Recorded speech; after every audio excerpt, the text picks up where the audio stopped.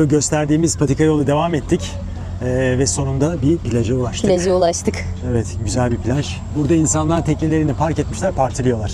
Evet, teknelerde gençler takılıyor. Oo, çok güzel. Gösterelim Evet, Özgür, gösterelim. şuradan gidelim. Şöyle aradan gösterelim.